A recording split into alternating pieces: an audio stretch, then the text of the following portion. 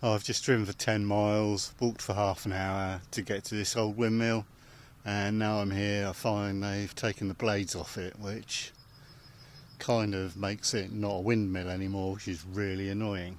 Just the spars are left.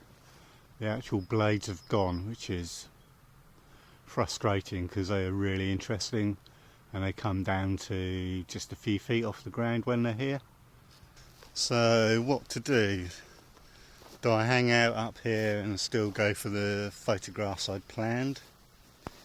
It's also cloudier than I would have liked, even though it is clearer to the south. When I left home it was clear down the coast, no clouds, but inland it's cloudy. It may burn off as it gets dark, who knows.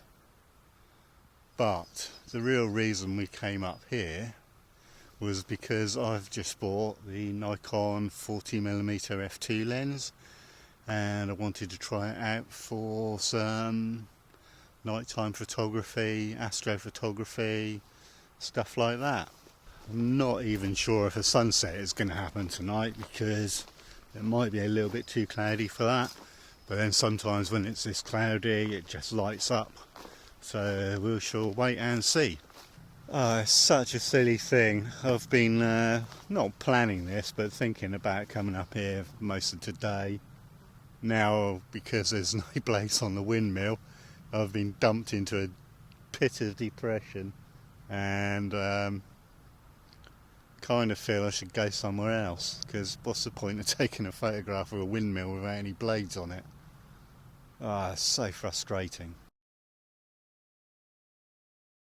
Come down to one of my local beaches tonight because I have just bought a Nikon 40mm f2 lens and I wanted to try it for a bit of astrophotography. It's absolutely stunning down here tonight. The sun is about to set behind the land over there, and the plan was to try and maybe photograph one of these groins with a marker on the end of it. If the tide plays ball, I don't know whether I've misjudged it or not, but we'll find out later. This is the sort of thing I want to photograph. The Milky Way should be right behind it at about 11:30 midnight tonight. The moon will rise over there somewhere at about 10 to midnight, so we've got another short window of opportunity tonight to get some astro in. I'm determined not to be one of those YouTubers that reviews things. I don't really do reviews. This isn't really a review.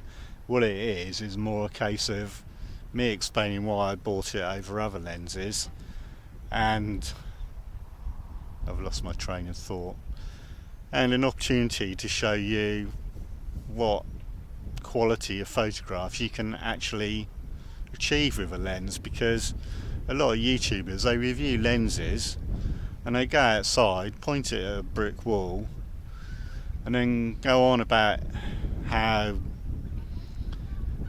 fuzzy it is in the corners, how sharp it is in the middle, how much distortion is it in the lens, whether it's pincushion or moustache or whatever you want to call it. And they're all things that don't really matter. You've just got to pick a lens up and go and use it. So that's exactly what we're going to do tonight.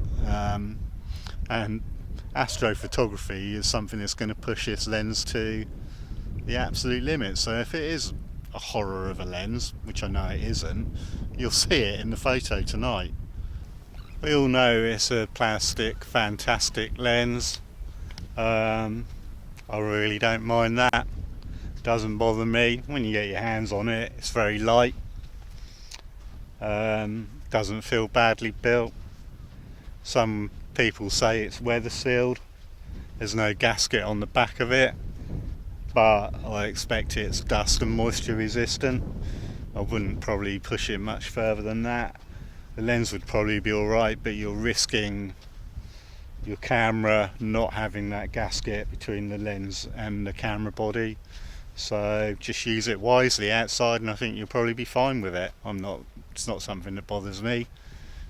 and the price of lenses, if it breaks you can buy another one and still be quids in on the 35 or the 50mm lens.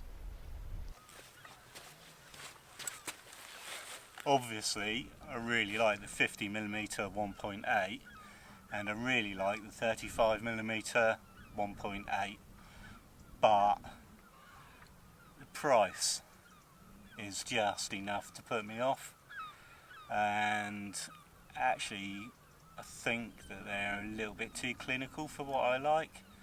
The 40mm seems to have okay, well, it's definitely not as sharp as the 35 or 50, but it seems to have a little bit more character to its image, and I really like that. I actually prefer that to the clinical sharpness of the other two lenses. And to be fair, for £239, which is what this lens cost me, I really don't think you can go wrong.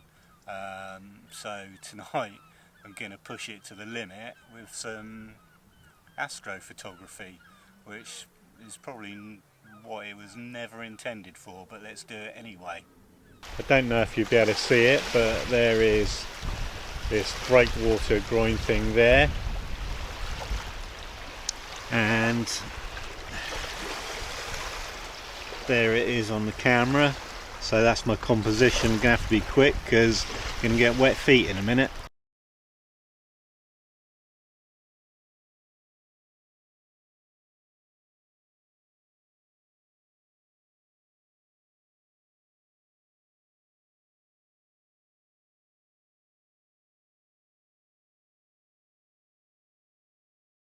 So I've found myself in my local graveyard now.